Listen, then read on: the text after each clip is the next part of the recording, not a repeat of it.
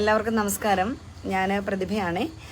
ഇപ്പം കുറേ phone calls എന്നെ തേടി വന്നുകൊണ്ടിരിക്കുകയാണ് എൻ്റെ മകൻ്റെ ഒരു വിവരം അന്വേഷിച്ചുകൊണ്ട്.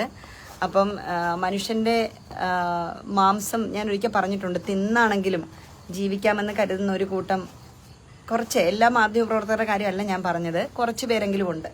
ആ കൂട്ടത്തിൽ ഇന്ന് 24-ലും ഏഷ്യാനെറ്റിലും ഒക്കെ ഒരു വാർത്ത വന്നു. കഞ്ചാവുമായിട്ട് എൻ്റെ മകനെ പിടിച്ചു എന്ന് പറഞ്ഞൊരു വാർത്ത വന്നു. എന്നോട് പൊതുവെ മാധ്യമങ്ങൾക്ക് കുറച്ച് വൈരാഗ്യം ഉണ്ടെന്ന് എനിക്കറിയാം. കാരണം പലപ്പോഴായിട്ട് പലര് കാണിച്ച തെറ്റുകളൊക്കെ വിളിച്ചു പറയുന്ന ഒരാളാണ് ഞാൻ. വളരെ സ്ട്രെയിറ്റ് ഫോർവേഡ് ആയിട്ട് സത്യസന്ധമായി പൊതുപ്രവർത്തനത്തെ കാണുന്ന ഒരു സ്ത്രീ എന്ന നിലയിൽ സ്വാഭാവികമായിട്ടുള്ള ശത്രുക്കളും എനിക്ക് ഉണ്ടാവുന്നതും സ്വാഭാവികമാണ്. ആമുഖമായി പറഞ്ഞോട്ടെ, കഴിഞ്ഞ തെരഞ്ഞെടുപ്പിൽ എനിക്കൊരു എതിർ സ്ഥാനാർത്ഥിക്ക് പകരം മാധ്യമങ്ങളായിരുന്നു അതിലധികവും വന്നത്. ഞാനത് പറയാൻ കാരണം, ഇന്ന് എൻ്റെ മകനും കുറച്ച് ഫ്രണ്ട്സും കൂടി ഇരിക്കുന്നിടത്ത് വന്ന് അവര് എന്തെങ്കിലും സ്വാഭാവികമായിട്ടും വട്ടം കൂടി ഇരിക്കുന്നപ്പോൾ ആരോ ഒരു റോങ് ഇൻഫർമേഷൻ എന്തോ കൊടുത്തതായിരിക്കാം. ഞാൻ തുറന്നതിന് നിങ്ങളോട് പറയാം. അപ്പൊ ഇവരോട് എക്സൈസുകാർ വന്ന് കാര്യങ്ങൾ ചോദിച്ചു. സ്വാഭാവികമായിട്ടും പിള്ളേരെ ക്വസ്റ്റ്യൻ ചെയ്തു. അതിനിപ്പം വാർത്ത വരുന്നത് എന്താ? കഞ്ചാവുമായിട്ട് എൻ്റെ മകനെ പിടിച്ചു എന്ന വാർത്തയാണ് വരുന്നത്. ഒരാൾ MLA ആയതുകൊണ്ടോ പൊതുപ്രവർത്തക ആയതുകൊണ്ടോ അതിനൊരു മൈലേജ് കിട്ടുമായിരിക്കും. പക്ഷെ ഏഷ്യാനെറ്റും 24-ഉം തിരുത്തേണ്ട ഒരു കാര്യം, നിങ്ങൾ മാപ്പ് പറയേണ്ട ഒരു കാര്യം, കിലോ എത്രയോ 30 ഗ്രാം കഞ്ചാവുമായിട്ട് എൻ്റെ മകനെ പിടിച്ചു എന്ന വാർത്ത ആധികാരികമാണെങ്കിൽ ഞാൻ നിങ്ങളോട് മാപ്പ് പറയാം. അവന്റെ കയ്യിൽ 30 ഗ്രാം കഞ്ചാവുമായിട്ടാണ് അവനെ പിടിച്ചതെങ്കിൽ ഞാൻ നിങ്ങളോട് മാപ്പ് പറയാം.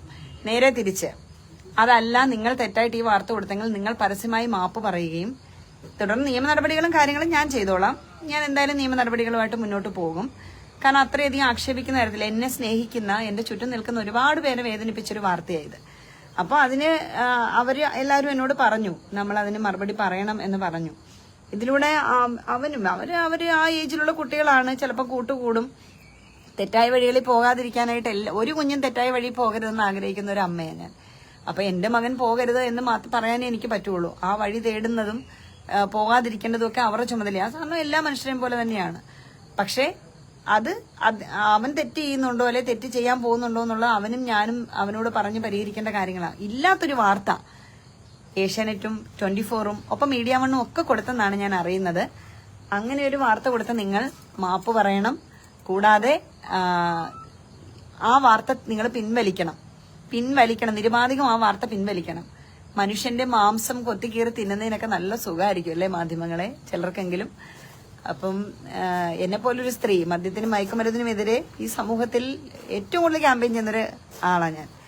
അപ്പൊ ഒരിക്കലും അത്തരത്തിലൊരു വാർത്ത വരുമ്പോൾ നിങ്ങൾ ആലോചിക്കണം.